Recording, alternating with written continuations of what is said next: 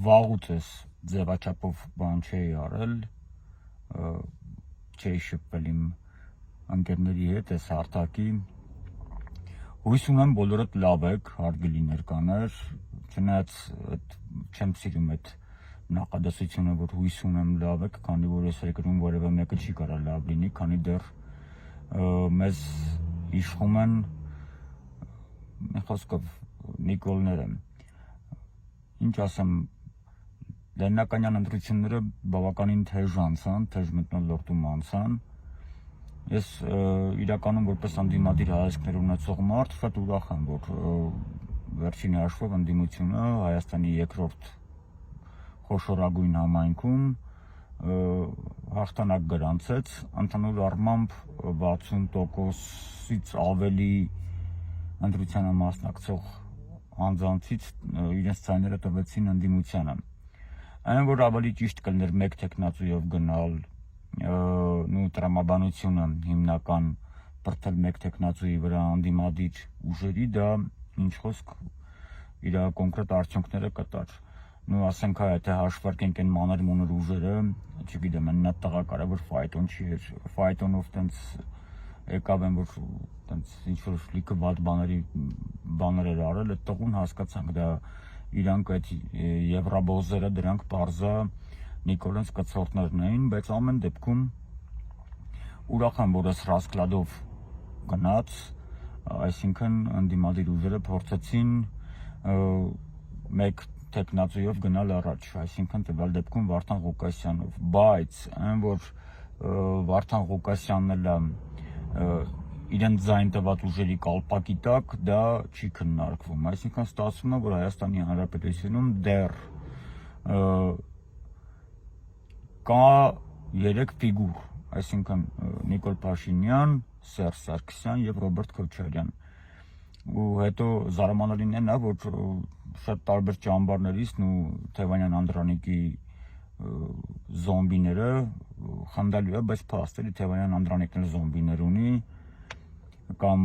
Քոչարյանի զոմբիները, կամ Սերժի զոմբիները, ասենք մեր պես մարդկանց, որոնք որ չեն տիրապետում այդպես մեծ հսկայական ռեսուրսների, թե ֆինանսական, թե մեդիա, թե մարդկային, ասում են դուք գնացեք մի բան արեք։ Տղերք, մենք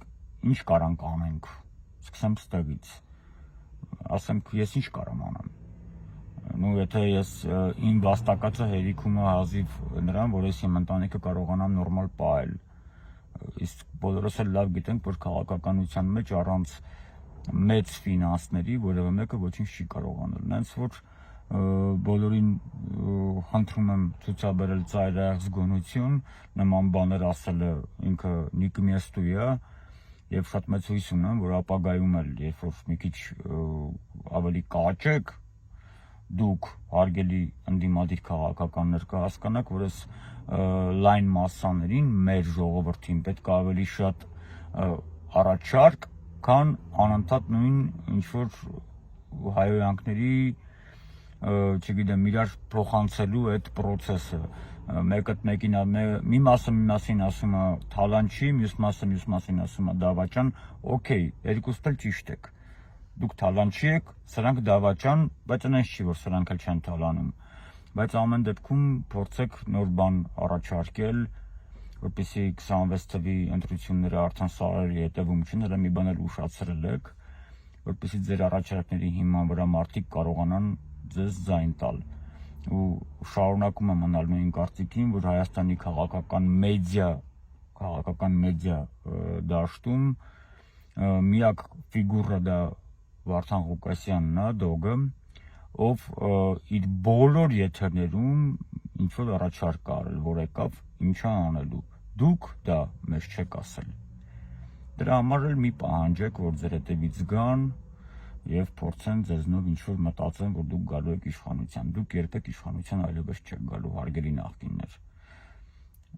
ձեզ մնում է միայն լրիվ այլ բաների մասին մտածել, ասենք նոր մարդկանց հետ փորձել համագործակցել, որպեսզի մարդիկ վստահեն, փորձեն ձեզ ինչ-որ մասաներ ձեզ վստահել, իսկ իմ այս հարթակի ընկերներին մաղթում եմ բավարարություն, առողջություն, շատ փող ու Գիտես, լիքը լավ բան էր։ Ձիգ եղեք, բոլորիդ հաճելի հանգստյան օրեր։